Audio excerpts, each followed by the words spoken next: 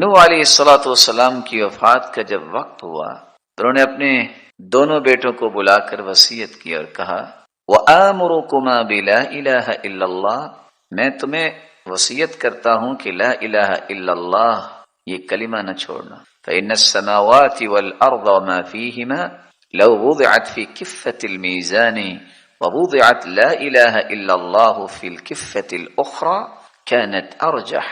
اگر آسمان و زمین، ساتوں آسمان اور ساتوں زمینیں ایک پلڑے میں رکھ دیا جائیں اور دوسرے پلڑے میں ترازو کے لا الہ الا اللہ رکھ دیا جائے تو یہ 14 کے 14 طبق سے بھاری ثابت. پھر انہوں نے فرمایا وَآمُرُكُمَا بِسُبْحَانَ اللَّهِ وَبِحَمْدِهِ فَإِنَّهَا صَلَاةُ كُلِّ شَيْءٍ وَبِهَا يُرْزَقُ كُلُّ شَيْءٍ.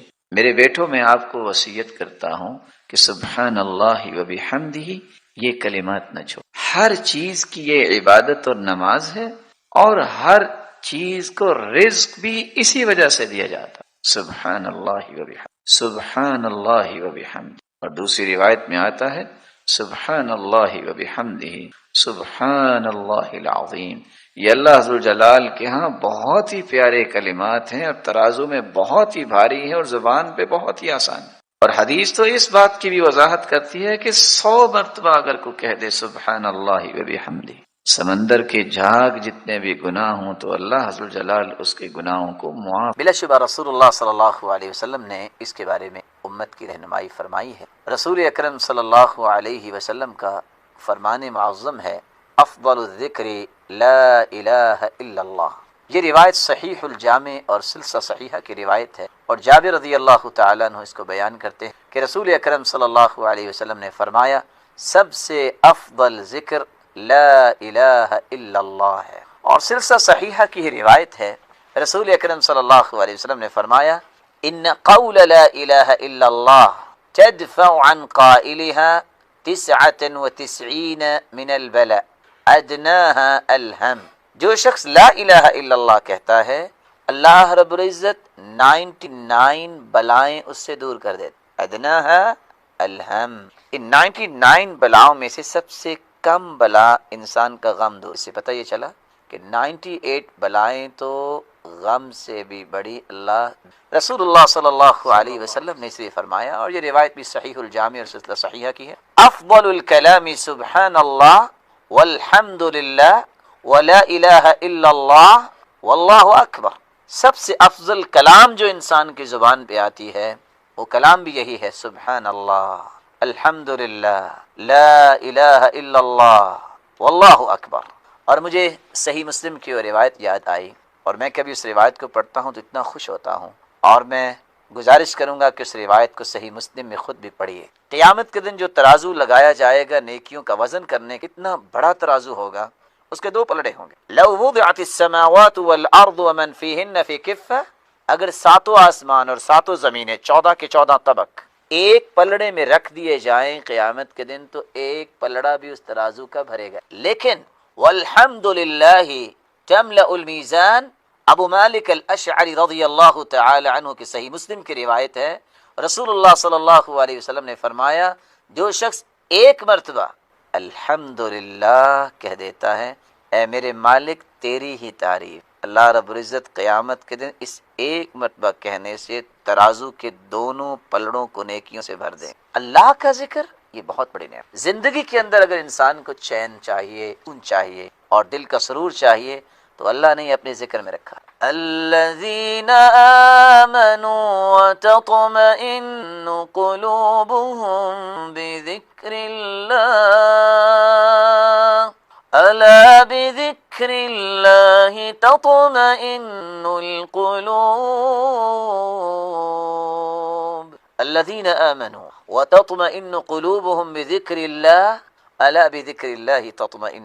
اللہ تعالیٰ اپنے قرآن میں اس بات کی نوید سنا رہے ہیں. وہ لوگ جو ایمان لاتے ہیں ان لوگوں کے دلوں میں اگر سکون اور اطمینان آتا ہے تو اللہ کے ذکر. اور پھر اس بات کی تاکید اور فرمائی الا بذکر اللہ تطمئن القلوب، دلوں کا اطمینان اللہ نے رکھا ہے ذکر. ایک بندہ مومن کو چلتے پھرتے اٹھتے بیٹھتے کہنا چاہیے اللہ اکبر سبحان اللہ الحمد للہ ولا الہ الا اللہ واللہ اکبر ولا حول ولا قوة الا باللہ حسبی اللہ و نعم الوکیل نعم المولا و نعم النصیر یا حی یا قیوم برحمتک استغیث اللہ اللہ ربی لا اشرک بک شیئا لا الہ الا انت سبحانک انی کنت من الظالمین. اور یہاں میں ایک لفظ کا اضافہ کر دوں، حسبی اللہ و نعم الوکیل اتنا بڑا ذکر ہے. ابراہیم علیہ السلام کو جب آگ میں پھینکا گیا تو انہوں نے جو اپنی زبان پہ کلمات جاری کیے تھے وہ تھے حسبی اللہ و نعم. آگ ختم ہوئی، باغ بن گیا. اور یہی وہ کلمہ تھا جو رسول اللہ صلی اللہ علیہ وسلم نے اپنی زبان پہ جاری کیا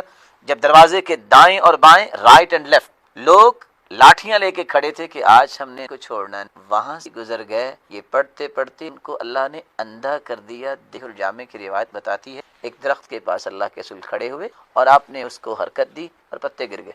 فرمایا جو شخص یہ کہتا ہے الحمدللہ سبحان اللہ لا الہ الا اللہ واللہ اکبر، جس طرح یہ پتے گر گئے ہیں انسان کے سارے گناہ بھی اللہ معاف کر دے. معزز اور محترم بھائیو، کون سے پھر اعمال ہیں جو بہت چھوٹے ہونے کے باوجود میرے نیکیوں کے پلڑے کو بھاری کر دیں گے اور مجھے نجات مل جائے گی.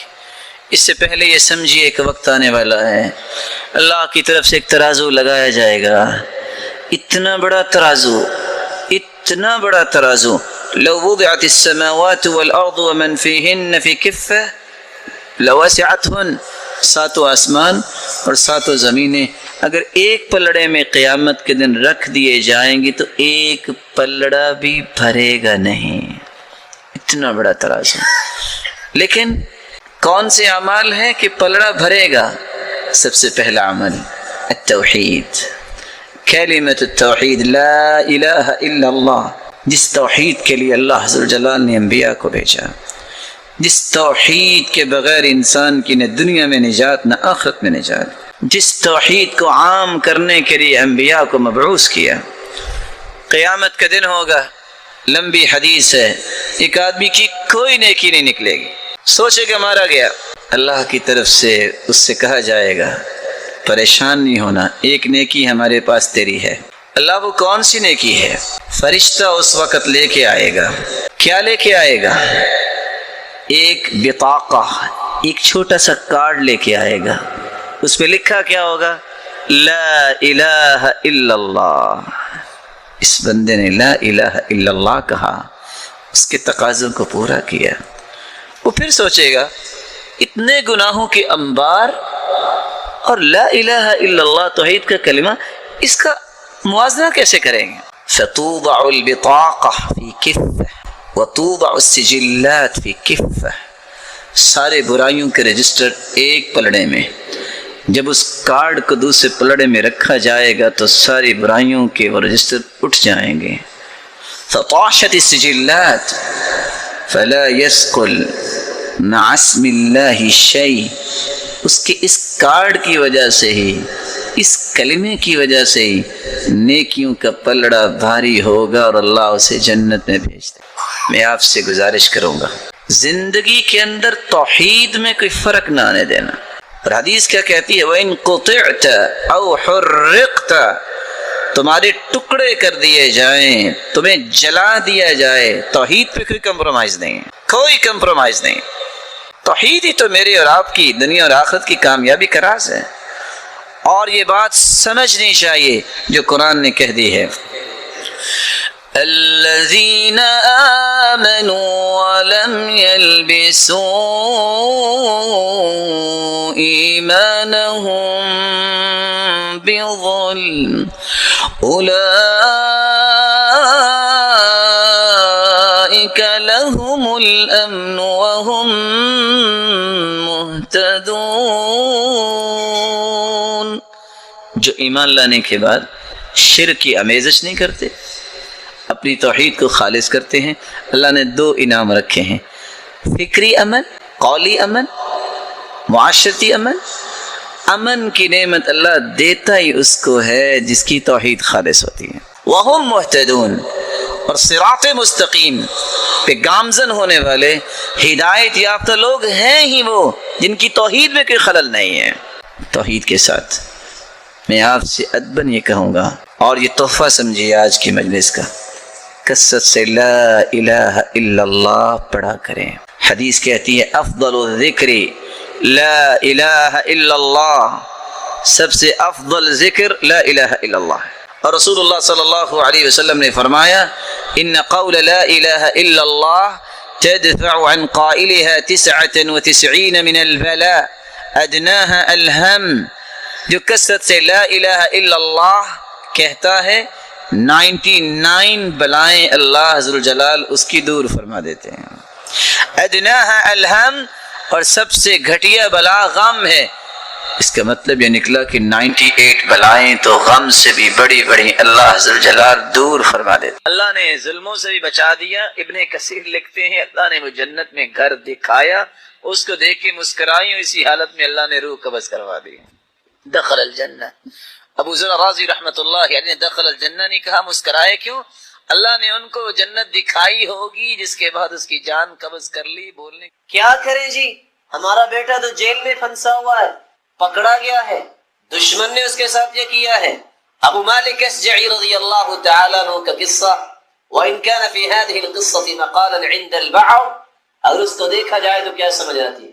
اللہ کے رسول کے پاس تشریف لائے، یا رسول اللہ صلی اللہ علیہ وسلم ان ابنی اسرہ العدو وجزعته امه، میرے بیٹے کو دشمن لے گیا ہے، ماں رو رہی ہے، کیا کروں؟ دشمن کے پیچھے گھوڑے بھجوانا چاہتا ہوں کہ میرا بیٹا چھڑا لائے۔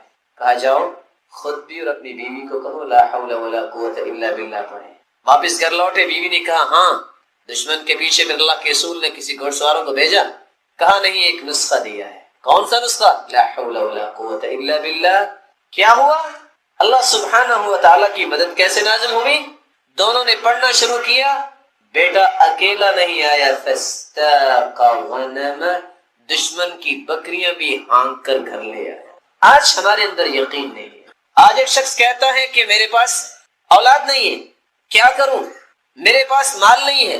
اللہ کے رسول صلی اللہ علیہ وسلم نے جب یہ فرما دیا ہے من لزم الاستغفار جعل اللہ له من كل هم فرجا ومن كل ضيق مخرجا ورزقه من حيث لا يحتسب، جو شخص استغفار کرتا ہے استغفر اللہ، اگر زیادہ یاد نہیں کر سکتا استغفر اللہ، اگر ہمت ہے استغفر اللہ ربی من كل ذنب واتوب الیہ، اگر اور کر سکتا ہے استغفر اللہ الذی لا الہ الا هو الحی القیوم واتوب الیہ۔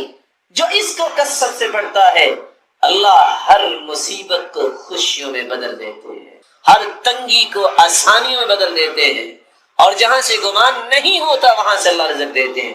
گمان تو یہ ہے دکان سے ملے گا، گمان تو یہ ہے آفس سے ملے گا، گمان تو یہ ہے جو انسان کے گمان میں ہوتا ہے کہ یہاں کام کروں گا، یہاں کام کروں گا، اللہ سبحانہ و تعالی وہاں سے دیں گے جہاں تمہارا گمان نہیں ہے۔ یقین کر لو۔ اور قرآن مجید نے اس بات کو بیان کیا ہے۔ نوح علیہ الصلوۃ والسلام اپنی قوم کو کیا کہہ رہے تھے؟ فَقُلْتُ اسْتَغْفِرُوا رَبَّكُمْ إِنَّهُ كَانَ غَفَّارًا، استغفار کر لو، سب سے پہلی بات اللہ تمہارے گناہوں کو معاف کر دے گا، اس سے بڑا انعام ہے ہی کوئی۔ يُرْسِلِ السَّمَاءَ عَلَيْكُمْ مِدْرَارًا، آسمان سے بارش نازل ہوگی۔ انسانی زندگی بھی اگر مرہون منت ہے بارش کی، کائنات کی ایک ایک چیز جو اگتی ہے زمین سے بارش کی وجہ سے۔ يُرْسِلِ السَّمَاءَ عَلَيْكُمْ مِدْرَارًا وَيُمْدِدْكُمْ بِأَمْوَالٍ، تم کہتے ہو میرے پاس مال نہیں، یقین اگر آ جائے، اور اللہ کے رسول صلی اللہ علیہ وسلم کی بات میں سنا دو، یہ بار بار یقین میں کیوں کہہ رہا ہوں؟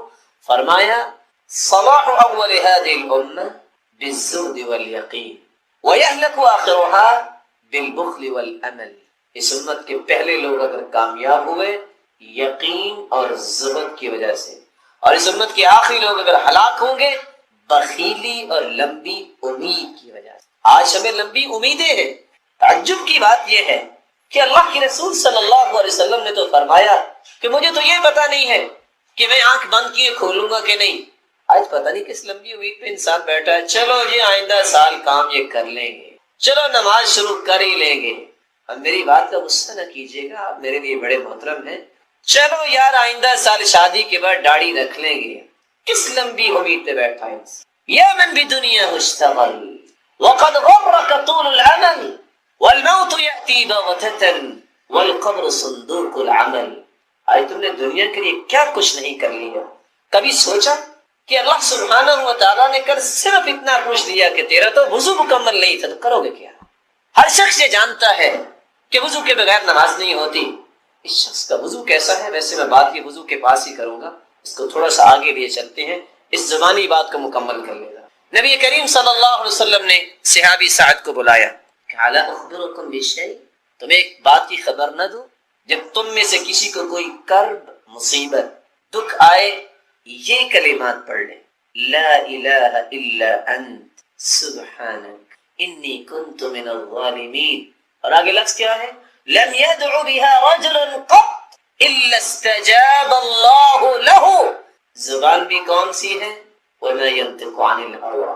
اللہ سبحانہ و تعالیٰ اپنے پیارے پیغمبر کی زبان اقدس سے یہ بیان کروا رہے ہیں، جس شخص نے بھی یہ دعا کی ہے، کسی بھی مصیبت میں اللہ نے اس کی دعا کو ضرور قبول کیا ہے۔ یقین کر لینا چاہیے۔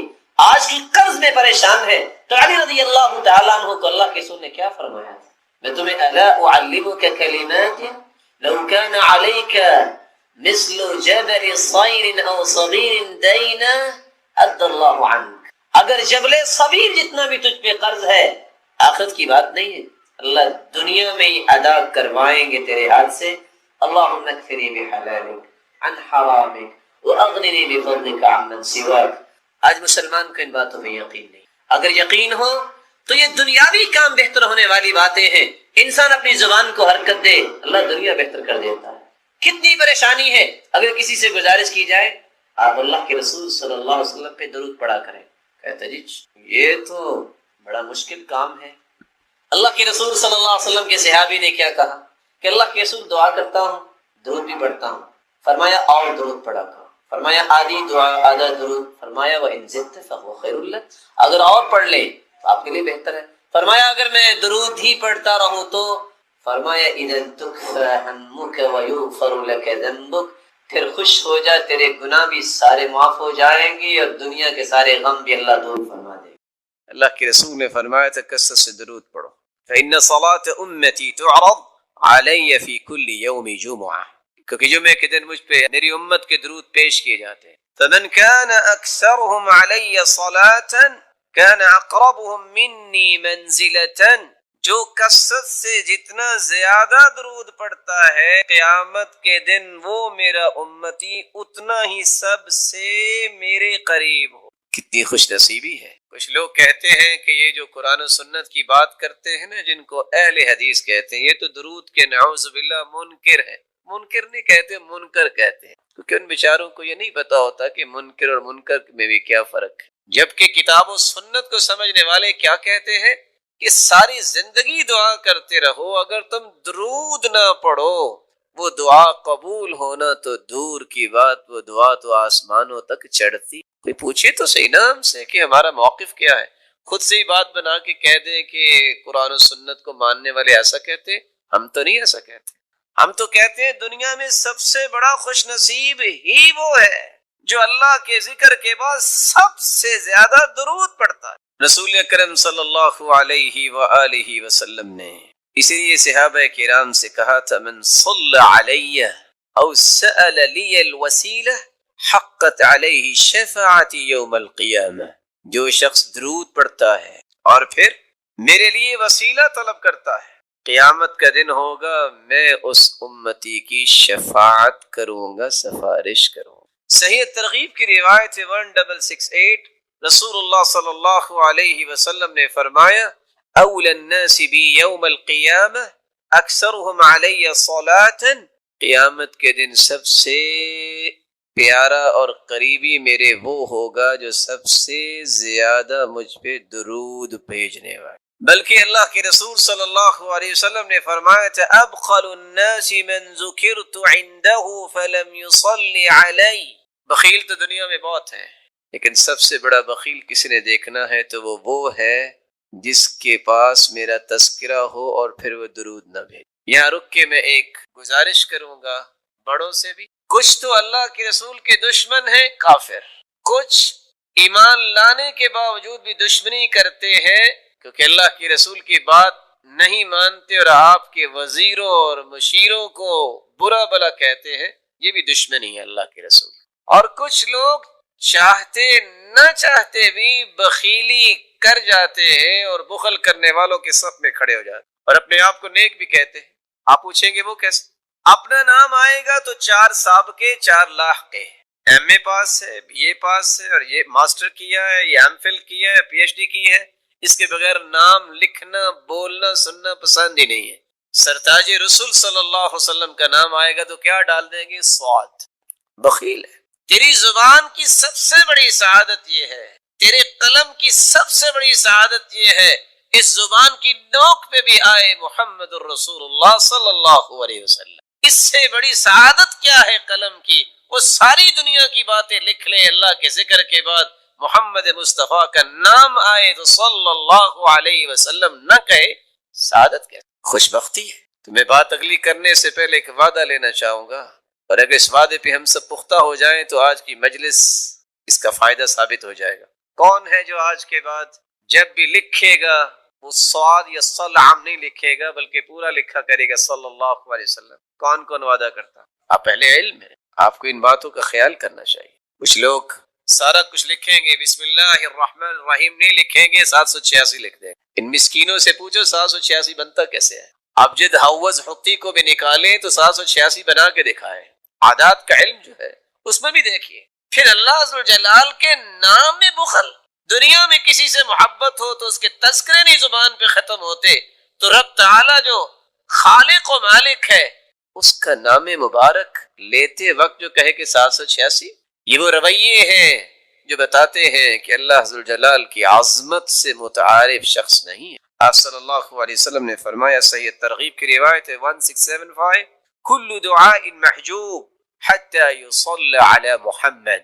ہر دعا روک دی جاتی ہے، وہ پہنچتی نہیں ہے آسمانوں تک جس میں درود نہیں ہوتا. بلکہ حسین ابن علی کی روایت ہے صحیح ترغیب کی 1681، من ذکرت عنده فخطئ الصلاة علی خطئ طریق الجنہ. جس شخص کے پاس اللہ کے رسول صلی اللہ علیہ وسلم کا تذکرہ کیا جائے وہ درود پڑھنا بھول جائے، وہ پڑھنا بھولا نہیں، جنت کا راستہ بھول. یہ ہمارا موقف ہے. اس پہ کوئی اشکال ہے تو کوئی بتائے. ہمارا تو موقف ہے دعا ہی قبول نہیں ہوتی، دعا چڑھتی نہیں ہے، وہ جنت کا راستہ ہی بھول جاتا ہے. کون کہتا ہے کہ قرآن و سنت کی بات کرنے والے درود کے منکر ہے؟ یہ صرف حاسد اور ناقد جو ہے جس کے پاس کوئی دلیل نہیں بنتی تو پھر وہ تانے دیتا ہے. تان و تشنیع کرنے والے کبھی بھی فلاح نہیں پاتے.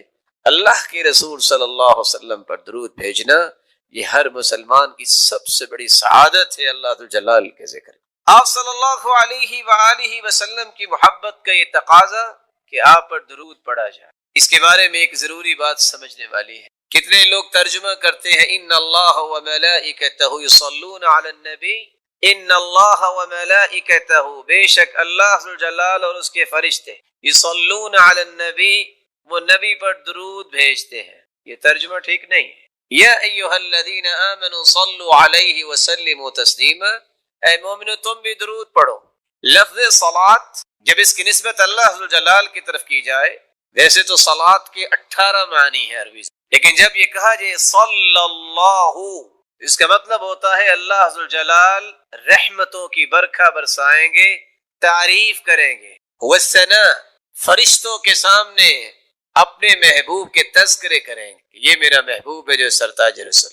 وہاں درود معنی نہیں ہوگا. لفظ صلاۃ جب فرشتوں کے ساتھ استعمال ہو، صلت الملائکہ، فرشتوں نے صلاۃ پڑھی، کیا مطلب؟ وہاں بھی درود کا معنی نہیں. بلند مقام کے لیے برکت کی دعائیں کی فرشتوں نے، بخشش کی دعائیں کی. صلی الرجل، جب لفظ صلاۃ کو کسی انسان کے ساتھ ذوی العقول کے ساتھ استعمال کیا جائے، اس کا مطلب نماز پڑھنا بھی ہوتا ہے، اس کا مطلب درود پڑھنا بھی ہوتا ہے، اور دیگر معانی بھی اہل لغت نے بیان کیے ہیں. لیکن اگر غیر ذوی العقول کے لیے استعمال ہو، صلت الطیور والحیوانات، پرندوں نے درود پڑھا، یہ ترجمہ نہیں ہوتا.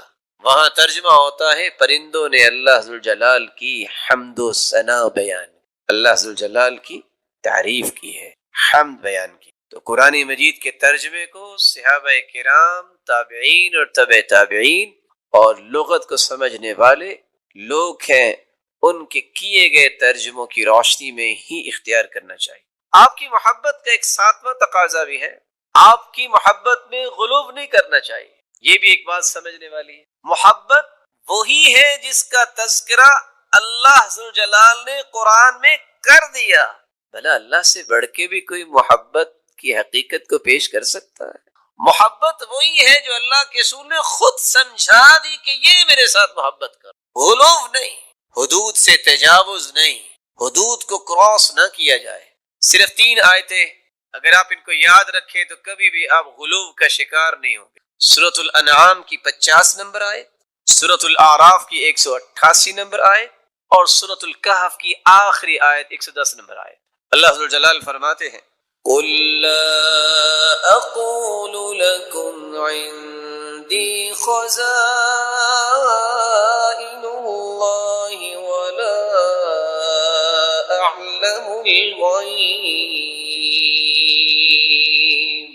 وَلَا أَقُولُ لَكُمْ إِنِّي مَلَكٌ إِنْ أَتَّبِعُ إِلَّا مَا يُوحَىٰ قل هل يستوي الأعمى والبصير أفلا تتفكرون قل لا أقول لكم عندي خزائن الله۔ میں بڑی محبت کے ساتھ، ادب کے ساتھ، احترام کے ساتھ یہ پیغام پہنچانا چاہتا ہوں ان مسلمانوں تک بھی جو محبت کا دعویٰ بھی کرتے ہیں اور اس آیت کی روشنی میں محبت کے زاویوں کو اختیار نہیں کرتے، غلو کرتے ہیں۔ کیا کہتے ہیں کہ خزانوں کا مالک ہے تو اللہ کا رسول نہیں۔ میرے محترم، خزانوں کے مالک اللہ ذوالجلال ہے، کیونکہ اللہ ذوالجلال نے اعلان بھی کروایا ہے تو اسی ہستی سے۔ قل فرما دیجئے لا اقول لکم عندی خزائن اللہ، میں نہیں کہتا کہ میرے پاس خزانے ہیں اللہ تعالیٰ کے۔ صحیح بخاری کی روایت ہے 3117، سیدنا ابو ہریرہ رضی اللہ تعالی عنہ بیان کرتے ہیں اللہ کے رسول صلی اللہ علیہ وسلم نے فرمایا ما اعطیکم ولا امنعکم، نہ میں تم سے کوئی چیز روک سکتا ہوں نہ میں تجھے کوئی دے سکتا ہوں، انما انا قاسم اضع حیث امرت، میں تو تقسیم کرنے والا ہوں کہاں؟ جہاں مجھے حکم ہو۔ اور دوسری روایت کے الفاظ ہیں انما انا قاسم واللہ یعطی، دینے والا وہی ہے، میں تو تقسیم کرنے والا۔ قل لا اقول لكم عندي خزائن اللہ ولا اعلم الغیب، میں نہیں کہتا کہ میں غیب جانتا ہوں۔ لوگ کیا کہتے ہیں آج؟ جو گزشتہ 10 دن گزرے، 15 دن کیا سنا آپ نے؟ محبت میں تجاوز کہ اللہ کے رسول تو غیب جانتے۔ قرآن سمجھا کریں، قرآن پڑھا کریں اور اللہ کے رسول کے فرامین کو پڑھا کریں، سمجھ آئے گی محبت کیسے کرنی۔ قرآن کہہ رہا ہے وَلَا أَعْلَمُ الْغَيْبِ، میں غیب نہیں جانتا۔ کون فرما رہے ہیں؟ وہ ہستی جس جیسی ہستی اللہ نے پیدا نہیں کی۔ صحیح بخاری کی روایت ہے 4001، ربیع بنت معوذ رضی اللہ تعالی عنہ بیان کرتی ہیں دخل علی النبی صلی اللہ علیہ وسلم غداة بنی علی فجلس على فراشه، میری شادی کے دن اللہ کے رسول تشریف لائے اور میرے پاس آ کے بیٹھے کہ مجلسک منی وجویریات یضربن بالدف، کچھ چھوٹی بچیاں جو ہیں من قتل من آبائهن یوم بدر، بدر کے شہداء کے متعلق ندبہ کر رہی تھی، یندبن، تو ایک بچی کہنے لگی وفینا نبی یعلم ما فی غدی، ہمارے درمیان اللہ کے پیغمبر ہیں جو کل کے بارے میں بھی جانتے ہیں۔ آپ نے فرمایا لا تقولی هكذا، لا تقولی هكذا وقولی ما كنت تقولین، یہ نہ کہو جو پہلے کہہ رہی تھی وہی کہو جو شہداء کی اب بات کر رہی تھی۔ لا يعلم ما في غد الا اللہ، اللہ کے سوا کوئی بھی غیب کے بارے میں اور کل کے بارے میں نہیں جان۔ آپ نے فوراً منع کر دی۔ قل لا يعلم من في السماوات والأرض الغيب إلا الله وما يشعرون أيان يبعثون۔ میرے محبوب فرما دیجئے لا یعلم من فی السماوات والارض الغیب الا اللہ، زمین و آسمان کے غیب کے متعلق کوئی ہاں جس کو اللہ ذوالجلال نے اپنے پیغمبر کو بتا دیا پھر وہ غیب رہتا نہیں ہے۔ جس کو یہ آیت سمجھ آ جائے کبھی بھی تجاوز نہیں کرے گا۔ لوگ آدھی آدھی رات گزار دیتے اور یہ کہہ رہے ہوتے ہیں ادرکنی یا رسول اللہ، انظر الی یا رسول اللہ صلی اللہ علیہ وسلم۔ میرے بھائی استغاثہ اور مدد طلب کریں تو اللہ ذوالجلال سے۔ آپ صلی اللہ علیہ وسلم کی ذات مبارکہ پوری کائنات ایک طرف اور محمد مصطفیٰ کی عظمت ایک طرف۔ لیکن ایک بات سمجھانے کے لیے پوچھوں گا، اگر اللہ کے رسول صلی اللہ علیہ وسلم غیب جانتے ہوتے تو آپ کے 70 صحابہ جو ہیں وہ احد میں شہید ہو گئے تو آپ احد میں پھر جاتے؟ بولیے، اگر پتا تھا کہ میرے صحابہ شہید ہو جائیں گے۔ دیر معونہ پہ 70 قراء شہید ہو گئے جن کو خود ہی بھجوایا تھا۔ اگر غیب کا علم ہوتا تو اہل قرآن جو شہید ہوئے ہیں آپ اس کے بارے میں کیا کہیں گے؟ سیدہ عائشہ رضی اللہ تعالی عنہ جن کی پاکیزگی قرآن نے بیان کی، اگر غیب کا علم ہوتا تو آپ یہ فرماتے ان کنت الممت بذنب فتوبی واستغفری، عائشہ اگر تم سے بھول ہوگی ہے، غلطی ہوگی ہے تو توبہ کر لو۔ بیوی سے کہتے ایسا؟ اگر غیب کا علم ہوتا تو وہ لقمہ جس میں زہر ڈالی گئی کھانے میں تو آپ وہ لقمہ لیتے؟ اللہ ذوالجلال نے عقل اس لیے دی ہے کہ اس کے ساتھ قرآن کو صحیح طریقے سے سمجھا جائے۔ ساتھ ہی اللہ ذوالجلال فرماتے ہیں وَلَا أَقُولُ لَكُمْ إِنِّي مَلَكٌ، میں یہ بھی نہیں کہتا کہ میں فرشتہ ہوں۔ آپ نے سنا ہوگا کہ کیا کہتے ہیں، نبی نور من نور اللہ ہے۔ کاش ان بیچاروں مسکینوں کو پتہ چل جائے کہ اس کا معنی کیا ہے اور کہاں تک اس کے نتائج جاتے ہیں تو دوبارہ کبھی نہ بولے۔